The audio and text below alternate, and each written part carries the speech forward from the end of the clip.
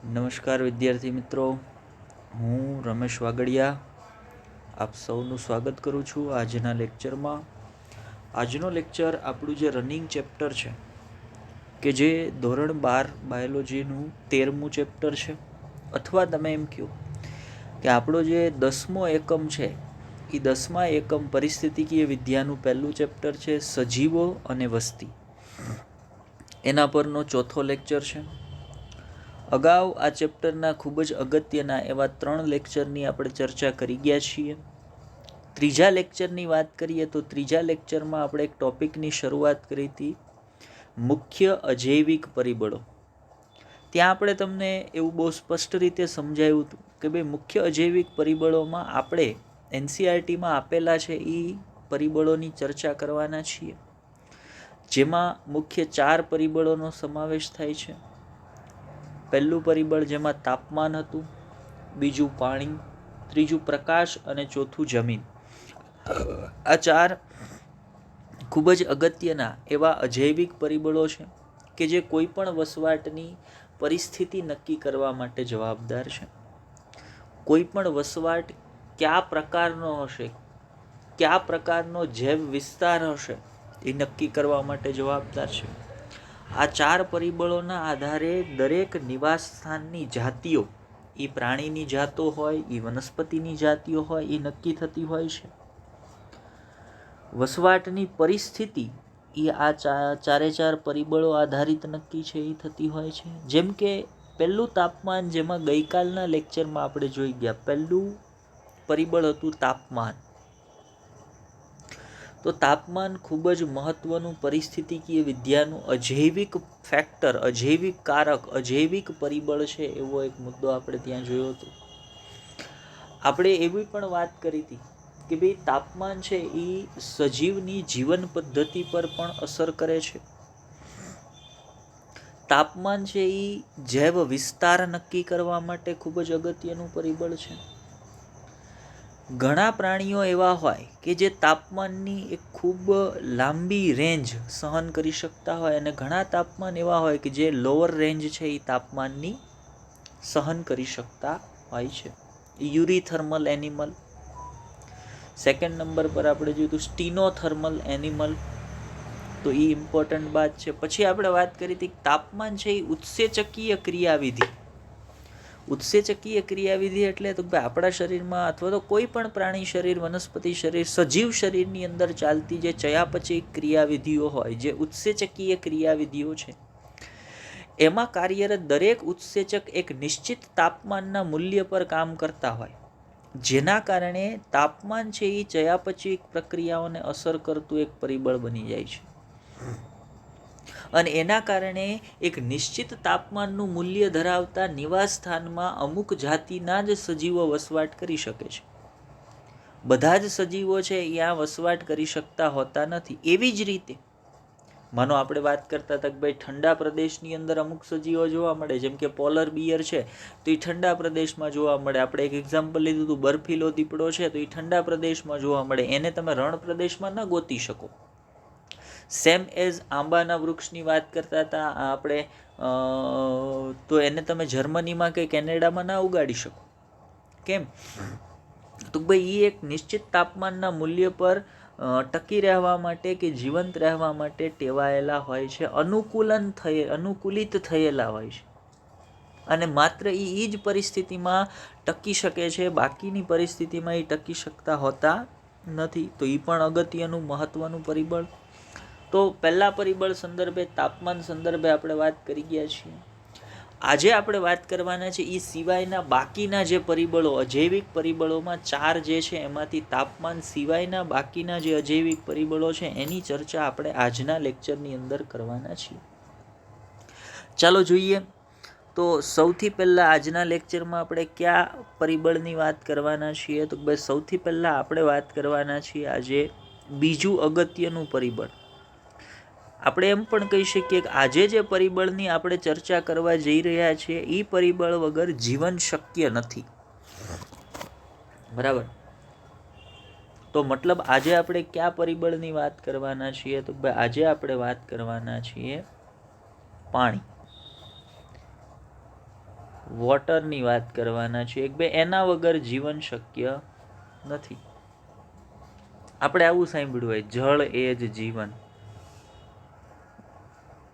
એ જ જીવન.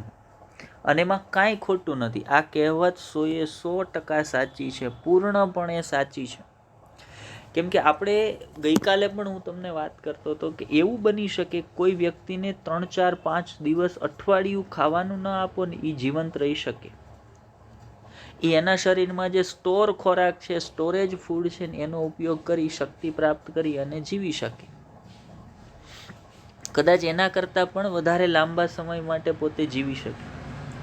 પણ એક એવી પરિસ્થિતિ વિચારો જેમાં કોઈ વ્યક્તિને 3, 4 દિવસ કે અઠવાડિયા માટે પીવા લાયક પાણી નથી મળતું, તો એ વ્યક્તિ જીવી શકશે નહીં, એનું જીવન ટકાવી શકશે નહીં. અને આપણે તો જીવનની ઉત્પત્તિની જો વાત કરીએ, તો જીવન ટકાવી રાખવાની વાત કરીએ છીએ. તમે જ્યારે જીવન ઉત્પત્તિની વાત કરતા હોય તો જીવનની ઉત્પત્તિ ક્યાં થયેલી છે? તો ભાઈ જીવનની ઉત્પત્તિ પણ પાણીમાં થયેલી છે. આપણે આના પછીના ચેપ્ટર જે ઉદ્વિકાસ છે, એક ચેપ્ટર આપણે ભણી ગયા છીએ ઉદ્વિકાસ. એ ઉદ્વિકાસની અંદર એક પ્રકારનો ઉદ્વિકાસ આપણે જોઈ ગયા, રાસાયણિક ઉદ્વિકાસ. બરાબર. ઓપેરિન અને હાલ્ડેન પરિસંકલ્પનાની ત્યાં આપણે વાત કરી હતી. તો એ ઓપેરિન હાલ્ડેન પરિસંકલ્પના પ્રમાણે, તો એ પરિસંકલ્પનાની અંદર આપણે એવું સમજવાનો પ્રયત્ન કર્યો તો કે ભાઈ જીવનની ઉત્પત્તિ પૃથ્વીના ઉદ્ભવથી આપણે વાત લીધી હતી. કે ભાઈ બિગ બેંગ થિયરીની વાત કરી હતી. બિગ બેંગ થિયરી પછી તો ભાઈ આપણે જોયું હતું પૃથ્વી છે એ એક ધગધગતા ગોળા સ્વરૂપે હતી, જે ભારે ધાતુઓ હતી પાણીની અંદર તળિયે એકત્રિત થવાની શરૂ થઈ, અને ધીમે ધીમે તો પાણીના તળિયે એ બધા રસાયણો જમા થતા ગયા. એની અંદરથી પહેલાં સૂક્ષ્મ અણુઓનું નિર્માણ થયું, ત્યાર પછી મહાઅણુઓનું નિર્માણ થયું, પાણીની અંદર જ કોએસર્વેટ્સનું નિર્માણ થયું, આદિકોષ કેન્દ્રીય કોષનું નિર્માણ થયું, સુકોષ કેન્દ્રીય કોષનું નિર્માણ થયું. ક્રમશઃ સજીવો છે એ પાણીની અંદર બન્યા. પછી ધીમે ધીમે જીવન છે એ પાણીથી બહાર તરફ આવતું ગયું. તો મતલબ આપણે એવું કહી શકીએ કે ભાઈ જીવનની ઉત્પત્તિ ક્યાં છે? તો ભાઈ જીવનની ઉત્પત્તિની આપણે વાત કરતા હોય તો જીવનની ઉત્પત્તિ પણ પાણીની અંદર થઈ છે. અને વસવાટ માટે વાત કરીએ તો વસવાટની અંદર એ પાણીની પ્રાપ્યતા એક ખૂબ જ અગત્યનું પરિબળ છે, કે જે વસવાટને, એ જૈવ વિસ્તાર કયા પ્રકારનો છે, એ જૈવ વિસ્તારને નક્કી કરવા માટે જવાબદાર છે. કે ભાઈ ઘણા વિસ્તારો આપણે એવા વિચારીએ જ્યાં પ્રાણીની પ્રાપ્યતા પુષ્કળ હોય, જેમ કે આપણે મીઠા પાણીના જળાશયોની વાત કરીએ અથવા તો સમુદ્રની વાત કરીએ, તો એવા વસવાટો છે જેની અંદર પાણીની પ્રાપ્યતા ખૂબ વધારે છે. અને તમે એની સામે એવા વસવાટોની ચર્ચા પણ, એવા વસવાટોના ઉદાહરણો પણ આપી શકો જેની અંદર પાણીની પ્રાપ્યતા કેવી છે? તો ભાઈ એકદમ ઓછી પાણીની પ્રાપ્યતા છે. બરાબર. જેમ કે રણ પ્રદેશની તમે વાત કરો તો એવા વિસ્તારો છે કે જ્યાં પાણીની પ્રાપ્યતા કેવી છે? તો ભાઈ એકદમ ઓછી છે, એકદમ ઓછું પ્રમાણ છે પાણીનું. તો કોઈ પણ વસવાટની પરિસ્થિતિ, એ વસવાટની જાતિઓ, માનો એવા વસવાટ કે જ્યાં પાણીની પ્રાપ્યતા ઓછી છે, તો ત્યાં વસવાટ કરતા સજીવો છે એણે એવા અનુકૂલનો સાધવા પડશે કે જેથી કરીને એ ઓછી પાણીની પ્રાપ્યતામાં પણ સરળતાથી સર્વાઈવ કરી શકે, પોતાનું જીવન છે એ ટકાવી શકે. તો એવો પ્રશ્ન થાય આપણને, તો ભાઈ જે લોકો જળાશયોની અંદર જલજ નિવાસ સ્થાનમાં રહે છે એના માટે કોઈ પાણીની સમસ્યાઓ હશે જ નહીં ને? નહીં, એના માટે પણ હશે. બરાબર. કે જે જલજ નિવાસ સ્થાનમાં જોવા મળે છે, જલજ નિવાસ સ્થાનમાં રહે છે, એના માટે પણ પાણીની સમસ્યાઓ હશે જ. એની ચર્ચા આગળ આપણે લેક્ચરમાં જેમ વધશું એમ કરશું. NCERTની અંદર પણ એની ચર્ચા કરેલી છે, તો એ સંદર્ભે આપણે એની ચર્ચા કરીશું. તો મેં તમને કીધું એમ આજે આપણે પહેલાં કયા પરિબળની વાત કરવાના છીએ? તો ભાઈ 4 અજૈવિક પરિબળો પૈકી પહેલું આપણે પૂરું કર્યું. આજે આપણે બીજા પરિબળથી વાત શરૂ કરવાના છીએ. બીજું પરિબળ છે પાણી, જે એક ખૂબ જ અગત્યનું પરિબળ છે. ચાલો તો જોઈએ NCERT શું કહે છે એના સંદર્ભમાં. તો મેં કીધું એમ જુઓ શું કહે છે, શું વાત કરે છે NCERT. તો આપણે વાત કરવાના છીએ અજૈવિક પરિબળ તરીકે પાણીની. વોટર. પાણી સજીવોના જીવનને અસર કરતું ખૂબ જ મહત્વનું પરિબળ છે. પાણીની પ્રાપ્યતા કોઈ પણ વસવાટની અંદર એ નાની જાતિઓ નક્કી કરે છે કે ભાઈ ત્યાં પાણીની પ્રાપ્યતા કેટલી છે, તો એના આધારે ત્યાં કેવા સજીવો છે એ જીવી શકશે, કેવા સજીવો વસવાટ કરી શકશે, આ બધું નક્કી થતું હોય છે. ત્યાર પછી જુઓ, પૃથ્વી પર જીવન પાણીમાં જ ઉદ્ભવ્યું હતું અને તે પાણી વગર બિનટકાઉ છે. બિનટકાઉ પણ છે મતલબ એ પાણી વગર ટકી નહીં શકે. જીવનની ઉત્પત્તિ ક્યાંથી થઈ છે? પાણીમાં. મેં તમને સમજાવ્યું, રાસાયણિક ઉદ્વિકાસ દરમિયાન આપણે એવું જોઈ ગયા હોય કે ભાઈ સજીવનો ઉદ્ભવ છે એ પાણીની અંદર, જીવન છે એ પાણીની અંદર ઉદ્ભવ્યું, પછી ધીમે ધીમે સજીવો છે એ ઉદ્વિકાસ પામીને પાણીની બહાર આવ્યા, જમીન પર આવતા થયા. પણ જીવનની ઉત્પત્તિ પાણીમાં છે અને પાણી વગર જીવન શક્ય પણ નથી. આપણે એવું સ્પષ્ટપણે કહી શકીએ. મેં તમને પહેલાં જ એક્ઝામ્પલ આપ્યું, કોઈ એવું સજીવ કે જેને તમે લાંબો સમય ખોરાક ના આપો તો એને ચાલશે, એ સર્વાઈવ કરી શકશે. પણ કોઈ સજીવને તમે લાંબો સમય પાણી નહીં આપો તો એ સજીવ જીવી શકશે નહીં, એ પોતાનું જીવન છે એ ટકાવી શકતું નથી. ત્યાર પછી જુઓ શું વાત કરી છે, નિવાસ સ્થાનો સંદર્ભે વાત કરી છે કે રણ વિસ્તારોમાં તેની ઉપલબ્ધિ એટલી બધી સીમિત, મર્યાદિત હોય છે કે તે ફક્ત વિશિષ્ટ અનુકૂલનોના કારણે ત્યાં રહેવું શક્ય બને છે. મતલબ તો ભાઈ રણ વિસ્તાર, રણ પ્રદેશનું જે નિવાસ સ્થાન છે ત્યાં પાણી એકદમ મર્યાદિત માત્રામાં છે, તો ત્યાં માત્ર એવા સજીવો જ ટકી શકશે અથવા તો એવા સજીવો જ ત્યાં રહી શકશે કે જે સજીવો છે એ ઓછા પાણીની પ્રાપ્યતામાં પણ રહેવા માટે અનુકૂલિત થયેલા હોય. એણે પોતાના શરીર પર એવા અનુકૂલનો સાધેલા હોય જેથી કરીને ઓછા પાણીની પ્રાપ્યતાએ પણ પોતાનું જીવન છે એ ટકાવી રાખવા માટે સક્ષમ હોય. તો ત્યાં માત્ર ને માત્ર એવા સજીવો છે એ તમને જોવા મળશે. એ સિવાયના સજીવો જે ઓછા પાણીની પ્રાપ્યતાએ જીવી શકે એ પ્રકારના અનુકૂલનો નહીં ધરાવતા હોય તો એ સજીવોને તમે ત્યાં જોઈ શકશો નહીં. પછી જુઓ, વનસ્પતિની ઉત્પાદકતા અને વિતરણ પાણી પર ખૂબ જ વધુ આધારિત હોય છે. ઉત્પાદકતા તો વનસ્પતિ કઈ રીતે ખોરાક બનાવે છે, એને એની પ્રકાશ સંશ્લેષણ દ્વારા એની ઉત્પાદકતા છે એ થતી હોય અથવા તો એનું ઉત્પાદન છે એ થતું હોય. તો પ્રકાશ સંશ્લેષણની પ્રક્રિયા આપણે બધા જાણતા હોય કે ભાઈ C6H12O6 બરાબર, એ કઈ રીતે બને છે? તો ભાઈ બનાવવા માટે 6 મોલેક્યુલ ઓફ તમારે CO2ના 6 અણુઓ જોશે, પાણીના 12 અણુ જોશે. તો મતલબ ન્યા વનસ્પતિને પોતાનો ખોરાક બનાવવા માટે પ્રકાશ સંશ્લેષણની પ્રક્રિયા માટે પણ પાણીની જરૂર છે. તો ઉત્પાદકતા છે એ કોના પર આધાર રાખે છે? તો ભાઈ ઉત્પાદકતા પાણી પર પણ આધાર રાખે છે. પાણીની પ્રાપ્યતા છે એનાથી વનસ્પતિની ઉત્પાદકતા છે એ અસરગ્રસ્ત થતી હોય છે. બીજું, વનસ્પતિઓનું વિતરણ એટલે તો ભાઈ કયા પ્રદેશમાં કઈ જાતિની વનસ્પતિઓ છે એ વધારે જોવા મળશે, એનો આધાર પણ કોના પર છે? તો ભાઈ કયા વિસ્તારમાં પાણીની પ્રાપ્યતા કેટલી છે એના પર એનો આધાર હોય છે. કે જ્યાં પાણીની પ્રાપ્યતા વધુ છે ત્યાં એ અમુક પ્રકારની જાતિઓ જોવા મળતી હોય. ઓછા પાણીવાળા વિસ્તારમાં અમુક પ્રકારની જાતિઓ, જેમ કે રણ પ્રદેશની તમે વાત કરો તો ત્યાં જાડી ઝાંખરા પ્રકારની જે વનસ્પતિઓ છે એ જોવા મળશે. થોર છે એ તમને ત્યાં જોવા મળશે, કેમ કે એણે એવા અનુકૂલનો સાધેલા છે કે જે પોતાના શરીરમાં ખોરાકને મ્યુસિલેઝ સ્વરૂપમાં, જેલી સ્વરૂપમાં સ્ટોર કરી શકે છે, પાણીને પણ જેલી સ્વરૂપમાં સ્ટોર કરી શકે છે. પછી એક પ્રાણીનું ઉદાહરણ તમે રણ પ્રદેશમાં લેતા હોય તો કાંગારૂ ઉંદર પોતાના સંપૂર્ણ જીવનકાળ દરમિયાન ક્યારેય પાણી નથી પીતો. એ પોતે જે ખોરાક લે છે એ ખોરાકની અંદરથી પોતે પાણી છે એ પ્રાપ્ત કરી લેતા હોય. તો એણે એવા અનુકૂલનો સાધેલા છે કે એને કદાચ ઓછી માત્રામાં, એકદમ નહિવત માત્રામાં પાણી પ્રાપ્ત થાય ને તો પણ એ પોતાનું જીવન છે એ ટકાવી રાખવા માટે સક્ષમ હોય છે. તો એવા સજીવો છે એ ત્યાં જોવા મળશે, એવી વનસ્પતિઓ છે એ ત્યાં જોવા મળશે કે જે રાત્રિ દરમિયાન પોતાના વાયુરંધ્રને ખોલશે, જેમાં CAM સાયકલ, આપણે 3 પ્રકારની C3 પથ, C4 પથ અને CAM પથ, તો જેની અંદર CAM પથ, કેઝ્યુલિનેસી એસિડ મેટાબોલિઝમ છે એ જોવા મળતું હોય એવી વનસ્પતિઓ છે એ ત્યાં જોવા મળશે. તો એનું એક પ્રકારનું અનુકૂલન છે કે ભાઈ એ રાત્રિ દરમિયાન પોતાના વાયુરંધ્રને ખોલશે. તો આ બધા જ પ્રકારના અનુકૂલનો સાધી શકતી જે વનસ્પતિઓ હશે એ જ માત્ર ઓછા પાણીવાળી પરિસ્થિતિમાં છે એ જોવા મળશે. બાકી બધી વનસ્પતિઓ તો ભાઈ જ્યાં પૂરતા પ્રમાણમાં પાણીની પ્રાપ્યતા હશે એવા વિસ્તારોમાં જોવા મળશે.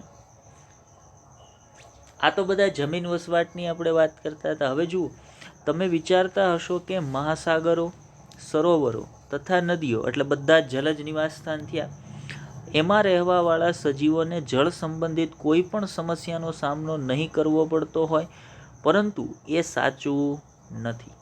એને પણ પાણી સંદર્ભની સમસ્યાઓ છે એ સર્જાતી હોય. જેમ કે જલીય સજીવો માટે પાણીની ગુણવત્તા, એનું રાસાયણિક સંગઠન, જેમાં એની pH, એનું રાસાયણિક સંગઠન એટલે એનું રાસાયણિક બંધારણ, એની અંદર મિનરલ્સ કેટલા છે, આ બધી મહત્વની બાબતો બને છે. આગળ સમજીએ કયા પ્રકારે. તો મતલબ આપણે એવું વિચારતા હોય કે પાણીમાં રહેતા સજીવોને તો પુષ્કળ પ્રમાણમાં પાણી પ્રાપ્ત છે, તો એને પાણી સંબંધની કોઈ સમસ્યા હોવી જ ન જોઈએ. તો એને આશ્રુતિ નિયમનની સમસ્યાઓ છે એ સર્જાતી હોય. આશ્રુતિ નિયમનની સમસ્યા એટલે આપણે એક એક્ઝામ્પલ લઈએ કે તમે મીઠા પાણીના જળાશયમાં રહેતી માછલીને લઈ અને ખારા પાણી એટલે કે દરિયાની અંદર નાખી દો તો લાંબો સમય ન જીવી શકે, કેમ કે ત્યાં એના શરીરનું અંદરની જે સાંદ્રતા છે એના કરતાં બહારની સાંદ્રતા વધી જશે, એટલે શરીરની અંદરથી તમામ પાણી છે આશ્રુતિની ક્રિયા દ્વારા બહાર નીકળી જશે, માછલી મરી જશે. સેમ એઝ ખારા પાણીની માછલીને તમે મીઠા પાણીમાં મૂકી દો તો બહારનું તમામ પાણી છે એ આશ્રુતિની ક્રિયા દ્વારા શરીરમાં પ્રવેશશે, કોષ ફૂલાઈ જશે, કોષ ફાટી જશે અને માછલીનું મૃત્યુ થઈ જશે. તો આશ્રુતિ નિયમન છે એ જલજ નિવાસસ્થાનમાં રહેતા સજીવો માટે જળ સંબંધિત એક સમસ્યા છે. અને એમાં પાણીની ગુણવત્તા અને pH આ ખૂબ જ મહત્વની બાબતો છે, ખૂબ જ અસર કરતી બાબતો છે. ચાલો જોઈએ એ સંદર્ભે આગળ શું કહે છે NCERT. તો જુઓ, મેં તમને કીધું એમ ખનિજ ક્ષારો એટલે કે મિનરલ્સ. તો પાણીમાં ક્ષારોની સાંદ્રતા પ્રતિ 1000માં ભાગમાં ક્ષારના સ્વરૂપે માપન અંતઃસ્થલીય જળ ઇનલેન્ડ વોટરમાં 5% કરતાં ઓછી, સમુદ્રમાં 30થી 35% તથા અતિશય ક્ષારીય, અતિ લવણીય હાઇપરસલાઇન ખારા પાણીના સરોવરોમાં 100%થી પણ વધારે હોય છે. શેની વાત કરીએ છીએ આપણે? ખનિજ ક્ષારોની સાંદ્રતા. જે આપણું ભૂમિય જળ હશે, અંતઃસ્થલીય જળ ઇનલેન્ડ વોટર, જમીનની અંદર રહેલું પાણી છે, એની અંદર એનું પ્રમાણ કેટલું હોય? 5% જેટલું. સમુદ્રના પાણીમાં 30થી 35% હોય અને અમુક ખારા પાણીના સરોવરની અંદર એનું પર્સન્ટેજ 100% હોય, એના કરતાં પણ વધારે હોઈ શકે. તો મતલબ એના આધારે 3 પાણી છે એની સાંદ્રતાઓ છે એમાં ફેરફાર હશે. તો મતલબ દરેક પ્રકારનું પાણી છે એની અંદર સિવાયની સાંદ્રતા ધરાવતા પાણીની અંદર રહેતા સજીવ માટે આ પાણી છે એ એક સમસ્યા હશે.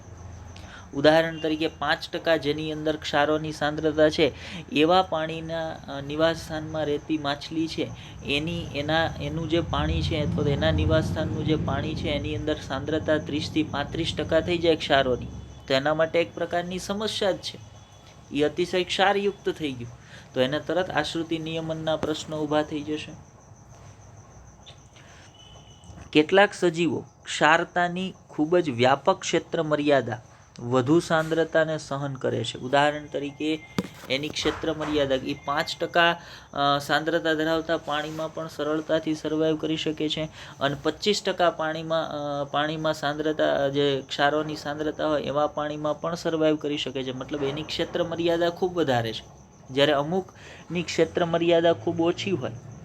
જેમ કે એ 5% એ સર્વાઈવ કરી શકે છે, 5થી 7% જ સર્વાઈવ કરી શકે, એની કરતાં સાંદ્રતામાં વધારો થાય તો એ સર્વાઈવ કરી શકે નહીં, જીવી શકે નહીં.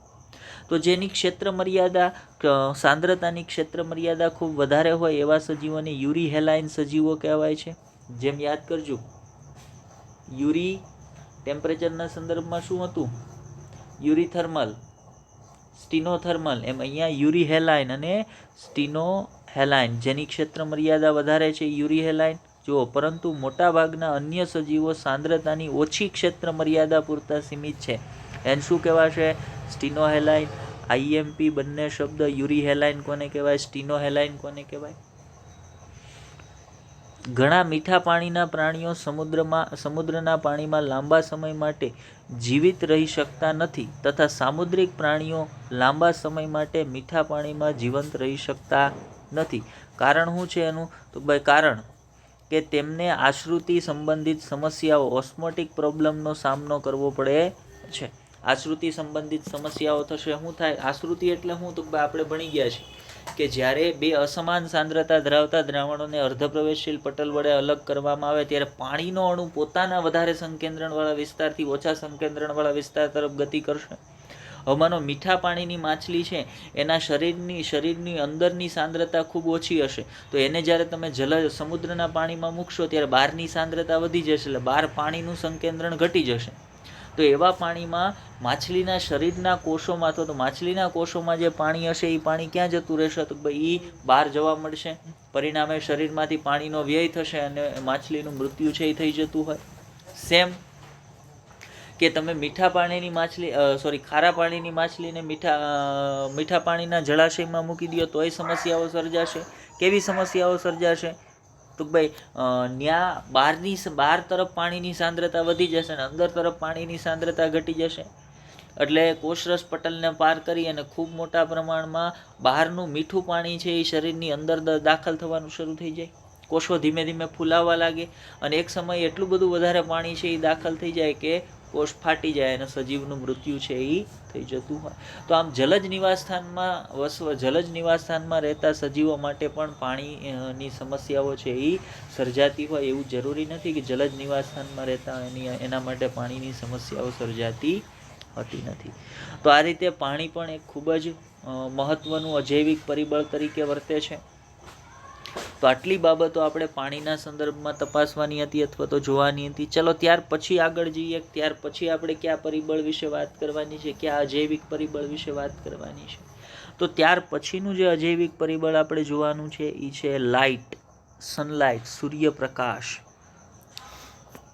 તો આપણે બહુ સ્પષ્ટપણે તમે એમ કહી શકો કે કોઈ પણ નિવસન તંત્ર માટે અલ્ટિમેટ એનર્જીનો સ્ત્રોત કોણ છે? તો ભાઈ લાઇટ, પ્રકાશ, સૂર્યપ્રકાશ.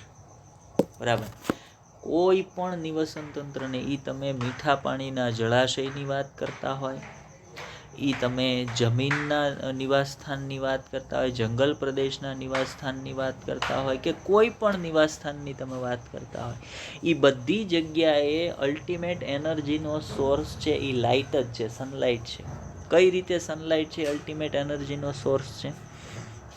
તો આપણે બધા જાણીએ છીએ કે સૂર્યપ્રકાશ છે એ આવશે તો એ સૂર્યપ્રકાશનો ઉપયોગ કરી અને વનસ્પતિ છે એ કાર્બન ડાયોક્સાઇડ અને પાણીની મદદ વડે શું બનાવે છે? તો ભાઈ ગ્લુકોઝનો અણુ બનાવે છે, C6H12O6. પણ જો પ્રકાશની ગેરહાજરી હોય તો પ્રકાશની પ્રાપ્યતા ન હોય, સનલાઇટ ન હોય તો સૂર્યપ્રકાશની ગેરહાજરીમાં વનસ્પતિ પ્રકાશ સંશ્લેષણ કરી શકતી નથી. સૂર્યપ્રકાશની ગેરહાજરીમાં વનસ્પતિ પ્રકાશ સંશ્લેષણ કરી શકતી નથી. રાત્રિ દરમિયાન કોઈ પણ વનસ્પતિ પ્રકાશ સંશ્લેષણ કરી શકતી નથી. મતલબ પ્રકાશ સંશ્લેષણની પ્રક્રિયા માટે જેટલું પાણી અગત્યનું છે એટલું જ પ્રકાશ પણ અગત્યનો છે. પ્રકાશની ગેરહાજરીમાં પ્રકાશ સંશ્લેષણ થશે નહીં, વનસ્પતિ ખોરાક બનાવી શકશે નહીં, શક્તિ પ્રાપ્ત કરી શકશે નહીં. મતલબ તમે એમ કહી શકો કે અને કોઈ પણ નિવસન તંત્રની અંદર ઉર્જાનો પ્રવેશ ક્યાંથી હોય? ઉર્જાનો પ્રવેશ હંમેશા વનસ્પતિના સ્તરથી હોય. કોઈ પણ નિવસન તો આપણે હું વાત કરીએ છીએ કોઈ પણ નિવસન તંત્રની અંદર શક્તિનો પ્રવેશ ક્યાંથી છે? તો ભાઈ શક્તિનો પ્રવેશ છે એ સ્વયંપોષી સજીવો, હરિતદ્રવ્યયુક્ત સજીવો એટલે કે વનસ્પતિઓ છે ને એના સ્તરેથી શક્તિનો પ્રવેશ છે એ હંમેશા થતો હોય. સ્વયંપોષી સજીવોમાં ભાઈ એ પોતાની પાસે રહેલા હરિતદ્રવ્યો છે એનો ઉપયોગ કરી સૂર્યપ્રકાશની હાજરીમાં પાણી અને કાર્બન ડાયોક્સાઇડનો ઉપયોગ કરશે, પ્રકાશ સંશ્લેષણની પ્રક્રિયા કરશે અને શક્તિ છે એ બનાવશે અથવા તો પોતાનો ખોરાક છે એ બનાવશે. અને એ વનસ્પતિ પાસેથી તૃણાહારીઓ છે એના તૃણાહારીઓના સ્તરે આ શક્તિ જશે. તૃણાહારીઓના સ્તરેથી નિમ્ન માંસાહારીઓના સ્તરેથી તો ભાઈ ઉચ્ચ માંસાહારીઓના સ્તર પર આ શક્તિ છે એ જતી હોય. મતલબ કહેવાનો અર્થ એવો છે કે નિવસન તંત્રની અંદર ઉર્જાનો સ્ત્રોત કોણ છે? તો ભાઈ નિવસન તંત્રમાં કે કોઈ પણ વસવાટની અંદર ઉર્જાનો અલ્ટિમેટ સ્ત્રોત છે ને એ પ્રકાશ છે, સૂર્યપ્રકાશ છે એ છે. તો એ સંદર્ભમાં તમે વિચારો તો સૂર્યપ્રકાશ પણ એક ખૂબ જ અગત્યનું પરિબળ હશે. તો પ્રકાશ છે એ પણ એક ખૂબ જ અગત્યનું અજૈવિક પરિબળ તરીકે કાર્ય કરશે અથવા તો વર્તશે. ચાલો જોઈએ એનસીઆરટી આ સંદર્ભમાં શું કહે છે. તો આપણે ત્રીજું જે અજૈવિક પરિબળની ચર્ચા કરવાની છે એ ત્રીજું અજૈવિક પરિબળ કયું છે? તો ભાઈ ત્રીજું અજૈવિક પરિબળ છે પ્રકાશ, લાઇટ. વનસ્પતિઓ પ્રકાશ સંશ્લેષણ દ્વારા ખોરાક ઉત્પન્ન કરે છે. આ એવી પ્રક્રિયા છે કે જે ઉર્જાના સ્ત્રોત સ્વરૂપે પ્રકાશ ઉપલબ્ધ હોય ત્યારે જ શક્ય બને છે. મેં તમને કીધું ને કે પ્રકાશની ગેરહાજરીમાં પ્રકાશ સંશ્લેષણ શક્ય નથી. અને આપણે 11મા ધોરણમાં પ્રકાશ સંશ્લેષણનું આપણું જે ચેપ્ટર છે એમાં એવા પ્રયોગો પણ ભણ્યા હોય કે જે સ્પષ્ટપણે સાબિતી આપે કે પ્રકાશની ગેરહાજરીમાં પ્રકાશ સંશ્લેષણ શક્ય નથી. એટલા માટે જ આપણે સજીવ જીવન માટે વિશેષ રૂપથી સ્વયંપોષીઓ માટે પ્રકાશની મહત્વતાને ત્વરિત રીતે સમજી શકીએ છીએ. ઓટોટ્રોપસ જે પોતાનો ખોરાક પોતાની રીતે બનાવી શકે છે એવા બધાને સ્વયંપોષી સજીવો કહેવાય. અને એ સ્વયંપોષી સજીવો માટે પ્રકાશ, એ સ્વયંપોષી સજીવો પોતાનો ખોરાક પોતાની રીતે કોની મદદ વડે બનાવી શકે? તો ભાઈ સૂર્યપ્રકાશની મદદ વડે, સનલાઇટની હાજરીમાં. તો એના માટે એનું મહત્ત્વ આપણે તાત્કાલિક સમજી શકીએ કે ભાઈ પ્રકાશ છે એ ખૂબ જ ઇમ્પોર્ટન્ટ અજૈવિક પરિબળ છે. જંગલોમાં વિકાસ પામતી નાની વનસ્પતિઓની ઘણી જાતિઓ, છોડ અને ક્ષુપો, અહીંયા કૂપો નહીં હોય, ક્ષુપ, ખૂબ જ ઓછા પ્રકાશવાળી પરિસ્થિતિઓમાં ઇષ્ટતમ પ્રકાશ સંશ્લેષણ કરવા માટે અનુકૂલિત થયેલા હોય છે. હવે એવું કેમ? તો ભાઈ એણે અનુકૂલન એટલા માટે એ પ્રકારનું સાધ્યું છે કે એ વનસ્પતિઓ જંગલ પ્રદેશની અંદર તો મોટા વૃક્ષો છે અને નાની જે છોડ અને શ્રુપ સ્વરૂપની વનસ્પતિઓ છે એ મોટા વૃક્ષની કેનોપીથી ઢકાઈ ગયેલી હોય, એટલે એના સુધી બહુ ઓછી માત્રામાં સૂર્યપ્રકાશ પહોંચતો હોય. તો એણે એવું કંઈક અનુકૂલન સાધવું જ પડે કે જેથી કરીને ઓછા પ્રકાશની પ્રાપ્યતામાં પણ પ્રકાશ સંશ્લેષણ કરી શકે અને તો જ એ પોતાનું જીવન ટકાવી શકે. નહીંતર પોતાનું જીવન ટકાવી શકે નહીં. જો એનું કારણ પણ આપ્યું છે કે કારણ કે તેઓ સતત ઊંચા વૃક્ષોની છત્રછાયા, ઓવરશેડોની અંદર આવેલા હોય છે. મોટા વૃક્ષોનો જે છાંયો હોય એની અંદર ઢંકાયેલા હોય સતત રીતે આવા શૂપ અને છોડો છે. તો એને પ્રકાશ પ્રમાણમાં ઓછો પ્રાપ્ત થાય છે. તો એણે એવું અનુકૂલન સાધેલું છે કે ઓછી પ્રકાશની પ્રાપ્યતાએ પણ એ પૂરતા પ્રમાણમાં પ્રકાશ સંશ્લેષણ કરી અને પોતાની જરૂરિયાત મુજબનો ખોરાક છે એ તૈયાર કરી શકે. ચલો આગળ વધીએ. ત્યાર પછી શું કહે છે એનસીઆરટી સમજીએ. પુષ્પોદ્ભવની ક્રિયા માટે પણ પ્રકાશ છે એ ખૂબ જ અગત્યનું પરિબળ છે. વનસ્પતિઓની અંદર પુષ્પોદ્ભવની ક્રિયા માટે જુઓ શું કહે છે એનસીઆરટી કે ઘણી વનસ્પતિઓ પુષ્પોદ્ભવ માટે તેમની પ્રકાશ અવધિ આવશ્યકતાની પૂર્તતા માટે સૂર્યપ્રકાશ પર નિર્ભર રહેતી હોય છે. એનો અર્થ શું છે? પ્રકાશ અવધિ. જો પ્રકાશ અવધિનો અર્થ શું થાય? પ્રકાશ અવધિનો અર્થ થાય દિવસ દરમિયાન કેટલા સમય માટે સૂર્યપ્રકાશ પ્રાપ્ત છે એને પ્રકાશ અવધિ કાળ કહેવાય. હવે અમુક વનસ્પતિઓ એવી હોય કે જેમાં પુષ્પોદ્ભવની ક્રિયા થવા માટે દિવસ દરમિયાન લાંબા સમય માટે પ્રકાશની પ્રાપ્યતા, લાંબા પ્રકાશ અવધિ કાળની જરૂર હોય. એટલે દિવસ દરમિયાન લાંબા સમય માટે પ્રકાશની જરૂર હોય. અને ઘણી વનસ્પતિઓ એવી હોય કે જેને દિવસ દરમિયાન ઓછો પ્રકાશ પ્રાપ્ત થાય ત્યારે જ પુષ્પોદ્ભવ દર્શાવતી હોય. બરાબર. તો એને એવી વનસ્પતિઓ કે જેને લાંબો સમય પ્રકાશ પ્રાપ્ત થાય તો જ એ પુષ્પોદ્ભવ દર્શાવે તો એને દીર્ઘદિવસી વનસ્પતિઓ કહેવાય. એવી વનસ્પતિઓ કે જે ઓછો સમય પ્રકાશ પ્રાપ્ત થાય ત્યારે પુષ્પોદ્ભવ દર્શાવે તેને લઘુદિવસી વનસ્પતિઓ કહેવાય. અને અમુક વનસ્પતિઓ એવી હોય કે જે તટસ્થ હોય, મતલબ એને વધારે પ્રમાણમાં કે નહીં કે ઓછા પ્રમાણમાં નહીં પ્રકાશની પ્રાપ્યતા હોય ત્યારે પુષ્પોદ્ભવ દર્શાવે તેને તટસ્થ દિવસી વનસ્પતિ કહેવાય. મતલબ પ્રકાશની પ્રાપ્યતા છે એ વનસ્પતિઓમાં પુષ્પોદ્ભવની ક્રિયાને પણ અસર કરે છે. ત્યાર પછી જોઈએ ઘણા પ્રાણીઓ માટે પણ પ્રકાશ એ એ રીતે મહત્વપૂર્ણ છે કે તેઓ પ્રકાશની તીવ્રતા અને સમયગાળો પ્રાણીઓ પ્રકાશની તીવ્રતા અને સમયગાળો એટલે કે પ્રકાશ અવધિમાં દૈનિક તથા મોસમી વિવિધતામાં તફાવતો ને તેમના 4 આહારની શોધ, પ્રજનન અને સ્થળાંતરણ ક્રિયાવિધિઓનો સમય નક્કી કરવા માટે વિવિધ સંકેતો સ્વરૂપે ઉપયોગમાં લાવે છે. જેમ કે હું તમને એક એક્ઝામ્પલ આપું કે નોર્મલી આપણે ગીર પ્રદેશમાં બધા રહીએ છીએ, તો ગીર પ્રદેશની અંદર શિયાળાની ઋતુની અંદર ઘણા બધા નવા પક્ષીઓ છે એ જોવા મળે. તો એ પક્ષીઓ ક્યાંથી આવી જાય છે? તો ભાઈ આસપાસના એરિયામાંથી અથવા તો દૂર પ્રદેશોમાંથી આવતી પક્ષીઓની જાતિઓ તમને અહીંયા ગીરમાં જોવા મળશે અને આસપાસના એરિયામાંથી આવતી પક્ષીઓની જાતિઓ તમને જોવા મળશે. અને દર વર્ષે આ સમયગાળે જ અહીંયા આવે છે. શું કામ એવું? એને કેમ ખબર પડતી હશે? એની પાસે કોઈ કેલેન્ડર હશે? નહીં, એની પાસે કોઈ કેલેન્ડર નથી, એને કોઈ તારીખ નથી જોવાની, પણ એ પોતાના પર્યાવરણની અંદર પ્રકાશની પ્રાપ્યતા, પવનની દિશા, આ બધી બાબતો જોઈ અને એ નક્કી કરે છે કે મારે હવે માઇગ્રેશન, મારે હવે સ્થળાંતરણ શરૂ કરવાનું છે, મારે આ નિવાસસ્થાન છોડી અને નવા નિવાસસ્થાન તરફ જવાનું છે. આટલો સમયગાળો છે, આ ઋતુનો આટલો સમયગાળો છે એ મારે આ નિવાસસ્થાનમાં ગાળવાનો છે. શું કામ? તો ભાઈ એ નિવાસસ્થાનની પર્યાવરણીય પરિસ્થિતિ અત્યારે મારા માટે અનુકૂળતમ હશે અને હું જે મૂળ નિવાસસ્થાનમાં રહું છું એ નિવાસસ્થાનની પર્યાવરણીય પરિસ્થિતિ મારા માટે અત્યારે પ્રતિકૂળતમ છે. તો એટલા માટે પ્રકાશ અવધિનો અથવા તો પ્રકાશનો સમયગાળો છે, પ્રકાશ અવધિ છે એ સજીવોના માઇગ્રેશનને અસર કરે છે. પ્રકાશ અવધિ છે એ સજીવોના પ્રજનનને પણ અસર કરે છે.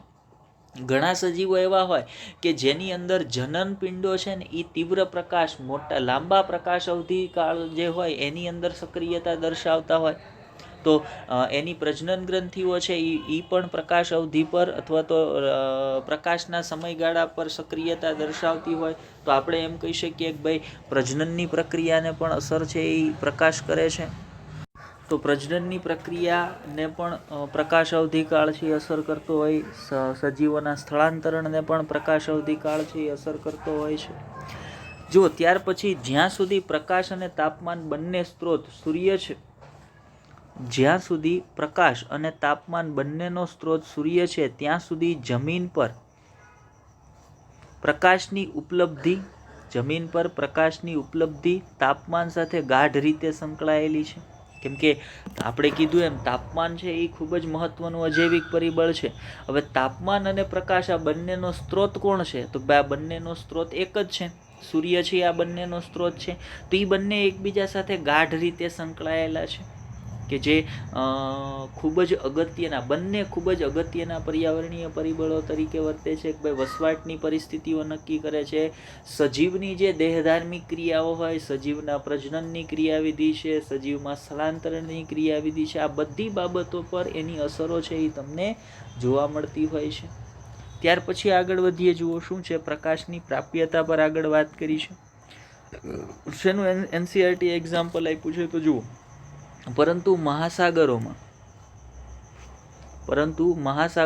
500 મીટરથી વધારે ઊંડાઈએ પર્યાવરણ નિરંતર અંધકારમય રહે છે અને ત્યાં વસવાટ કરતા સજીવોને એ પણ જાણ નથી કે સૂર્ય નામે ઓળખાતા ઉર્જાના કોઈ ખગોળીય સ્ત્રોતનું અસ્તિત્વ પણ છે. ત્યારે તેમની ઉર્જાનો સ્ત્રોત શું હશે? તો આપણે એવું કહી શકીએ કે સમુદ્રની અંદર એટલી ઊંડાઈએ કે જ્યાં સૂર્યપ્રકાશ પ્રાપ્ત નથી એવા સ્થાન પર વસતા સજીવો છે ને એ કિમોસિન્થેસિસ કરતા હોય. કિમોસિન્થેસિસ, જે પ્રકાશ સંશ્લેષણ છે ને એને કહેવાય ફોટોસિન્થેસિસ. એ પ્રકાશનો ઉપયોગ કરી અને સિન્થેસિસ કરે છે. આ છે ને કિમોસિન્થેસિસ કરતા હોય. કિમોસિન્થેસિસ એટલે શું? તો ભાઈ કેમિકલનો ઉપયોગ ઉર્જાના સ્ત્રોત તરીકે કરવો. તો અહીંયા ત્યારે તેની ઉર્જાનો સ્ત્રોત શું હશે? તો ભાઈ કેમિકલ હશે. જુઓ શું કીધું, સૌર વિકિરણની વર્ણપટ ગુણવત્તા પણ જીવન માટે મહત્વપૂર્ણ છે. કે અમુક ગુણવત્તાનો પ્રકાશ, અમુક સ્પેક્ટ્રમનો, અમુક દ્રશ્ય વર્ણપટનો પ્રકાશ છે, અમુક વર્ણપટનો પ્રકાશ છે એ પાણીમાં અમુક ઊંડાઈ સુધી જ જાય. તો મતલબ 500 મીટરથી વધારે ઊંડાઈએ તમે જશો એટલે ત્યાં હવે તમને દેખાતું મતલબ ત્યાં સુધી પ્રકાશની પ્રાપ્યતા હશે નહીં. તો એવા નિવાસ સ્થાનોમાં પ્રકાશ જ્યાં પ્રાપ્ત નથી, આપણે એમ કહીએ અલ્ટિમેટ ઉર્જાનો સ્ત્રોત કોણ છે? તો ભાઈ પ્રકાશ છે. પણ એવા નિવાસ સ્થાનો કે જ્યાં પ્રકાશ પ્રાપ્ત નથી, ત્યાં વસવાટ કરતા સજીવો માટે ઉર્જાનો સ્ત્રોત કોણ? તો ભાઈ ત્યાં કેમિકલ છે, ઉર્જાનો સ્ત્રોત હોય. એ લોકો કેમોસિન્થેસિસની પ્રક્રિયા છે એ દર્શાવતા હોય છે. ચલો એનાથી આગળ વાત કરીએ. ત્યાર પછી શું છે? તો જો સૌર વિકિરણ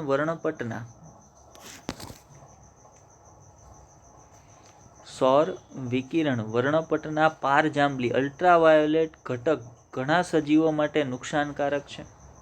બરાબર. કેન્સરનું કારણ, સ્કિન કેન્સરનું કારણ બની શકે છે. જ્યારે મહાસાગરોની જુદી જુદી ઊંડાઈએ રહેતી ખારા પાણીની વનસ્પતિઓ માટે દ્રશ્ય વર્ણપટના બધા જ રંગીન ઘટકો ઉપલબ્ધ પણ નથી. કેમ કે જુદી જુદી તરંગ લંબાઈનો પ્રકાશ છે એ જુદા જુદા અંતર સુધી ટ્રાવેલ કરી શકતો હોય, પછી એક અંતરથી વધારે ટ્રાવેલ નથી કરી શકતો. તો જે બધી દ્રશ્ય વર્ણપટની બધી જ તરંગ લંબાઈઓ છે એ ઊંડાઈ સુધી ન પહોંચી શકે, એટલે અમુક તો અહીંયા ઉપલબ્ધ પણ ન થતી હોય. સમુદ્રમાં રહેલી રાતી લીલ, હરિત લીલ અને કથ્થાઈ લીલ પૈકી કઈ લીલની ઊંડા પાણીમાં મળવાની સંભાવના અને શા માટે છે? જો શું કીધું છે આપણને અહીંયા એણે એક પ્રશ્ન પૂછ્યો છે કે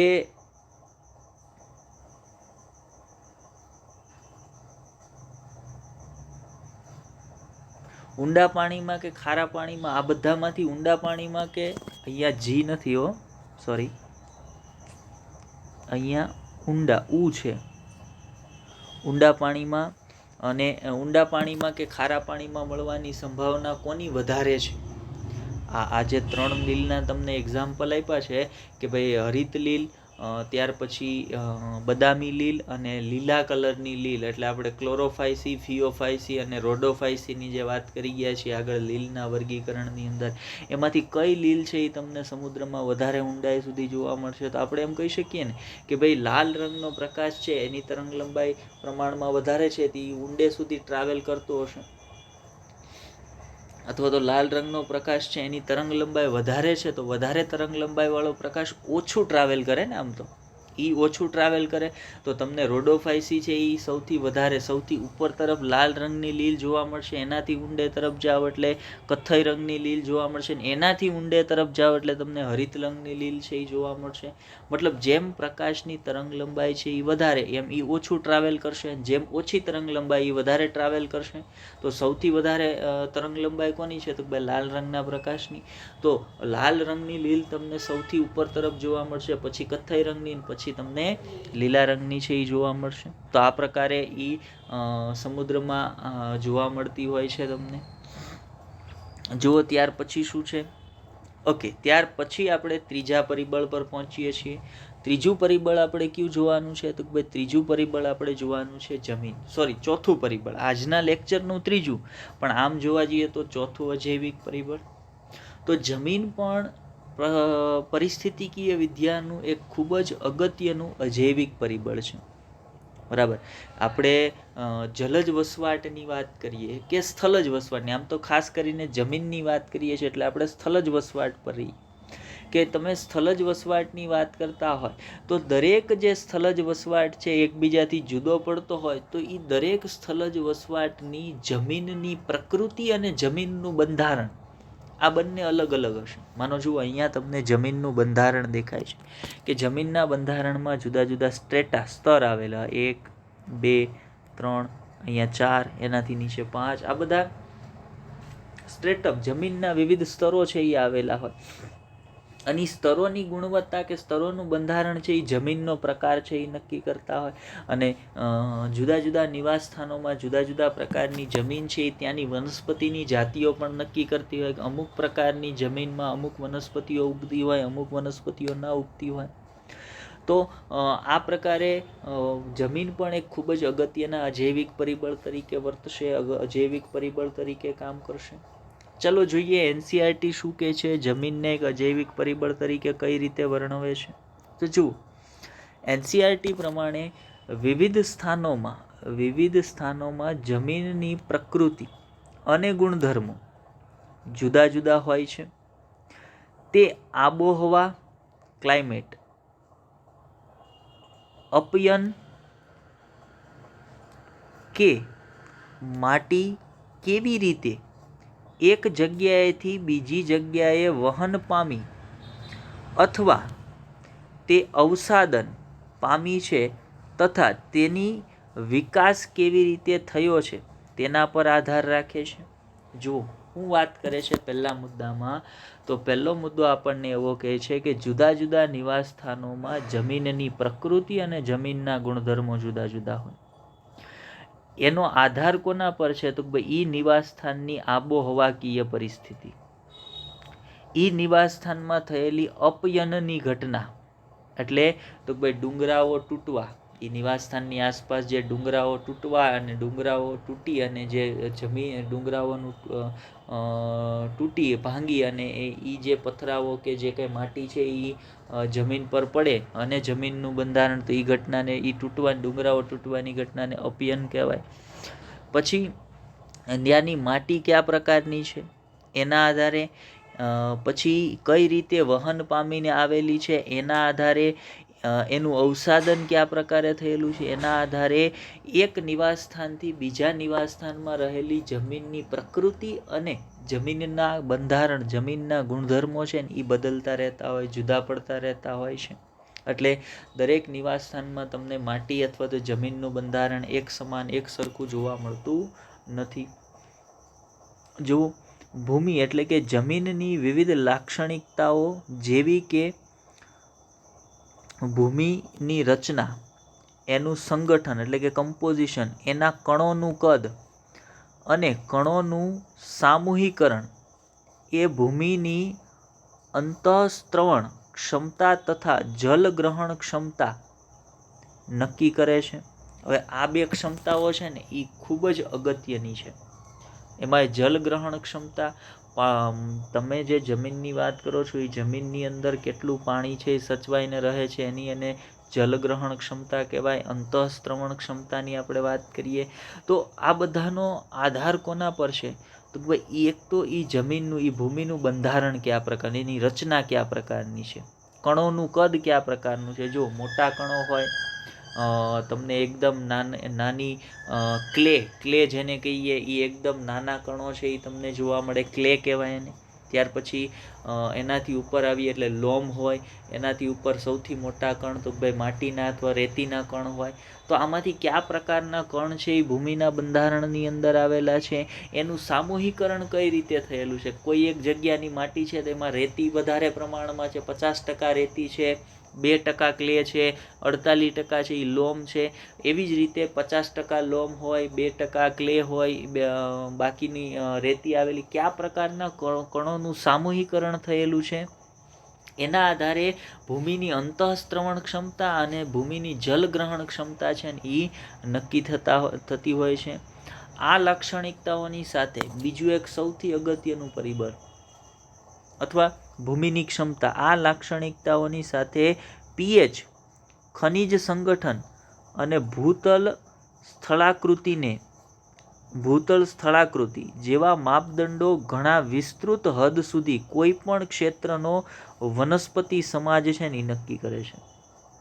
એટલે તમે જે નિવાસ સ્થાનની વાત કરો છો એ નિવાસ સ્થાનની જલગ્રહણ ક્ષમતા કયા પ્રકારની, નિવાસ સ્થાનમાં જે માટી જમીન છે એની જલગ્રહણ ક્ષમતા કયા પ્રકારની છે, એની પીએચ કયા પ્રકારની છે, એની અંદર ખનિજ દ્રવ્યો કયા પ્રકારના આવેલા છે, આ બધી બાબતોના આધારે એ જે નિવાસ સ્થાન છે એ નિવાસ સ્થાનના વનસ્પતિ સમૂહો, વનસ્પતિ સમાજ છે ને એ નક્કી થતા હોય કે ત્યાં કયા કયા પ્રકારની, કઈ કઈ જાતિની વનસ્પતિઓની વસ્તીઓ છે એ ત્યાં બનશે. એનો આધાર એક અજૈવિક પરિબળ તરીકે કોના પર છે? તો ભાઈ જમીન અને જમીનની કઈ લાક્ષણિકતાઓ પર? તો ભાઈ પીએચ, ખનિજોનું પ્રમાણ, એની સ્થાનાકૃતિ કયા પ્રકારની છે, આ બધી બાબતો પર એનો આધાર છે એ રહેલો હોય છે.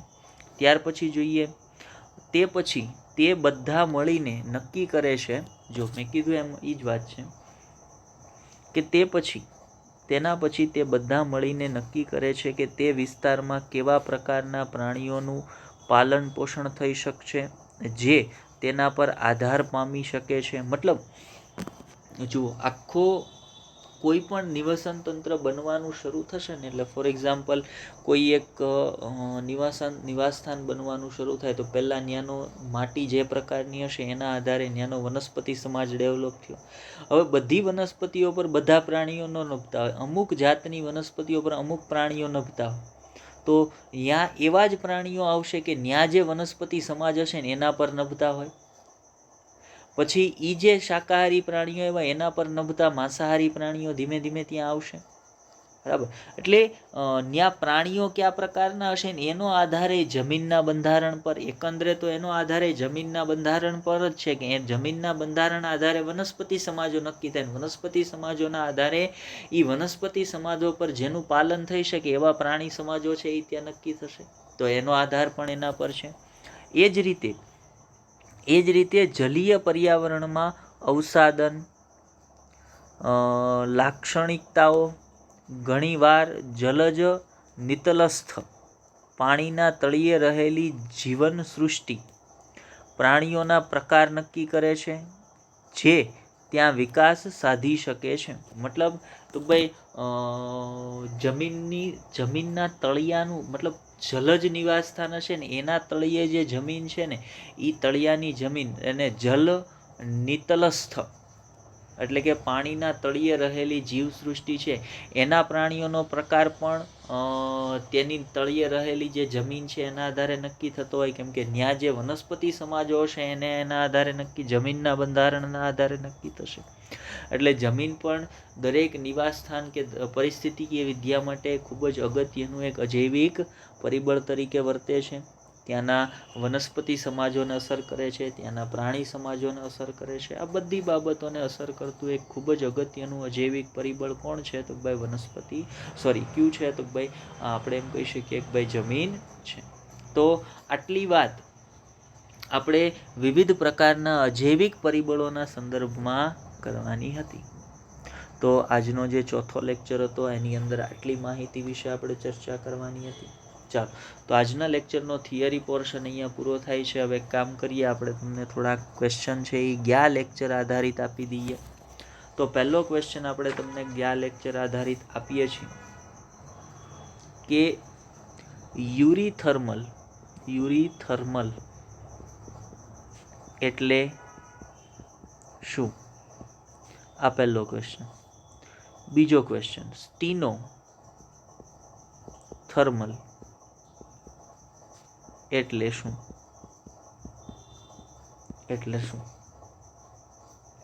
અહીં સજીવોના સંદર્ભમાં જ વાત થાય છે, એટલે એવું પાછા ન વિચારતા કે ભાઈ ખાલી શબ્દ કેમ પૂછ્યો છે. તો આ બે શબ્દોના જવાબ તમારે આપવાના છે કે ભાઈ યુરીથર્મલ એટલે શું અને સ્ટીનોથર્મલ એટલે શું. પછી ત્રીજું, તાપમાન કઈ રીતે સજીવની ચયાપચય પ્રક્રિયાઓને અસર કરે છે. તમારો ત્રીજો ક્વેશ્ચન છે. ચાલો, તો આપણે તમને 3 ક્વેશ્ચન આપીએ છીએ આજના લેક્ચરની અંદર હોમવર્કમાં. યુરીથર્મલ કોને કહેવાય છે, સ્ટીનોથર્મલ કોને કહેવાય છે, અને તાપમાન કઈ રીતે સજીવની ચયાપચય પ્રક્રિયાને અસર કરે છે. તો આ 3 ક્વેશ્ચનનો આન્સર બધાએ ફરજિયાત કોમેન્ટની અંદર કરવાનો છે.